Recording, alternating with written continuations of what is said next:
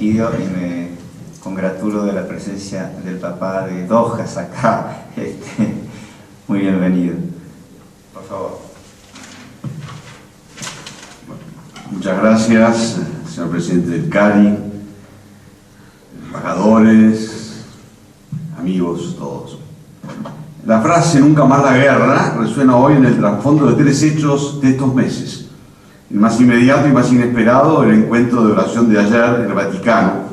Los otros, los 100 años del estallido de la Primera Guerra Mundial, ahora en agosto, y los 70 del desembarco de Normandía el día D, el 6 de junio. Agrego uno personal. La tarde del 4 de octubre de 1965, mi padre, pegados a la radio, escuchando en excelente francés de Paulo VI, el francés era, no sé si sigue siendo ya el idioma de la diplomacia, "nunca más la guerra, nunca más". Era ante la Asamblea de las Naciones Unidas la que había ido llevando el mensaje de la Iglesia experta en humanidad. Presencia algo impensable solamente unos años antes, en que, por ejemplo, recibía crítica a Juan XXIII por Pacem in Terris y el reconocimiento, aún con reservas, del valor de las Naciones Unidas y de la Declaración Universal de Derechos Humanos, por supuesto, en medios católicos. Este libro de la editorial claretiana es el segundo del Monseñor Luis Heriberto Rivas, con un conjunto de colaboradores. El primero fue sobre la pena de muerte.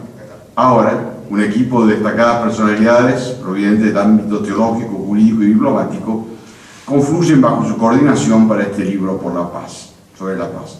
Quisiera ante todo destacar la figura ya expuesta por el doctor Rodríguez Giavallini, diciendo que es un biblista de excelencia, que ha enseñado a generaciones de alumnos, en buena parte seminaristas, y a un público más vasto a través de sus publicaciones, a conocer y amar la palabra de Dios.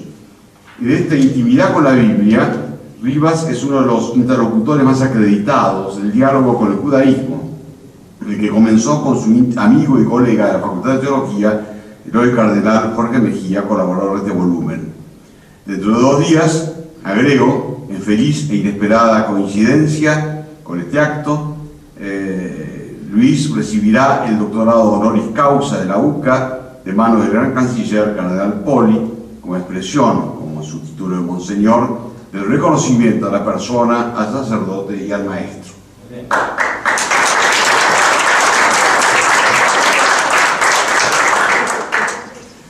Entramos a esta serie de estudios por la puerta de la Biblia de la mano de Daniel Nanini. Estudios extensos e impresionantes en toda su complejidad. El Antiguo Testamento está repleto de luchas, de guerras y de exterminio. Baste pensar en el texto del Éxodo que leemos cada vigilia pascual sobre el final de los egipcios en el Mar Rojo, de quienes no quedó ninguno para contarlo, ni sus carros y caballos. A la vez, los salmos y los profetas, que abundan por cierto en invocaciones a un Dios vengador y defensor de su pueblo amado y elegido Israel, nos traen la descripción de la paz, Shalom, encarnada, es el autor, por cuanto Dios habla a su pueblo en un contexto histórico concreto, una persona también concreta, el Mesías que vendrá, príncipe de la paz. Así los textos de Isaías, un fragmento del cual fue leído ayer en la parte cristiana de la invocación por la paz en el Vaticano, o Zacarías, con el Mesías montado en un asno, no a caballo o carro de guerra, el que vemos los cristianos la escena del Domingo de Ramos. Citando el documento de la Pontificia Comisión Bíblica del pueblo judío y sus escrituras sagradas en la Biblia cristiana, que me permito decirte un admirable prefacio de el cardenal Joseph Ratzinger, señala el autor que el Nuevo Testamento tiene con el Antiguo una relación de continuidad, discontinuidad y de progreso, que analiza desde los mismos conceptos y sentidos de paz, Shalom e Irene, paz que viene de lo alto, que cantan los ángeles, la primera Navidad, las bienaventuranzas, el amor al enemigo, la paz en el saludo del resucitado. Ya en las cartas de Pablo, como saludo y como síntesis, Cristo es nuestra paz, entre muchos otros textos. A diferencia del Antiguo, en el Nuevo Testamento no hay lugar para la guerra y la violencia, a las que hay que transformar en amor y construir el reino desde ahora, reino de paz y justicia, de vida y de amor.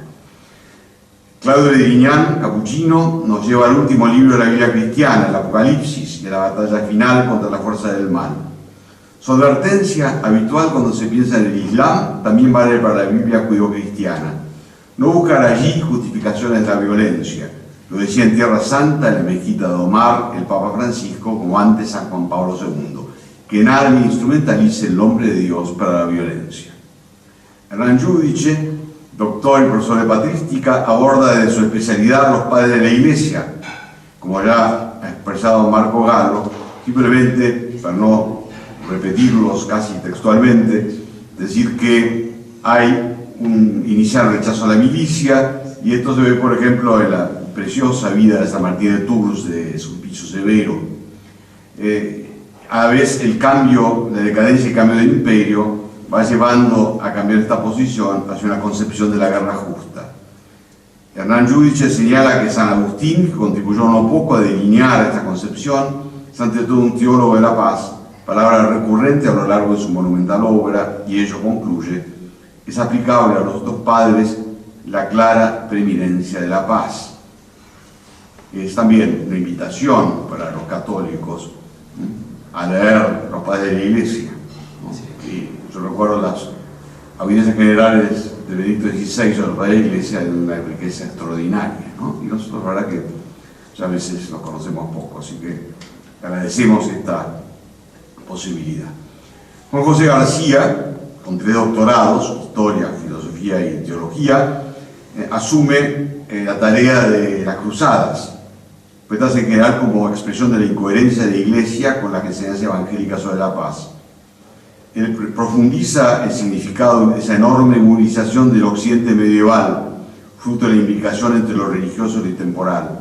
Para muchas, dejar familia y posesiones era un peregrinar para liberar los lugares santos de la redención, en tanto que para otros, formas de obtener poder y lucro definitiva, como ocurre en las grandes empresas como la de América a partir de 1492 y, por qué no, en estos mismos proyectos y decisiones individuales en que se mezclan las razones.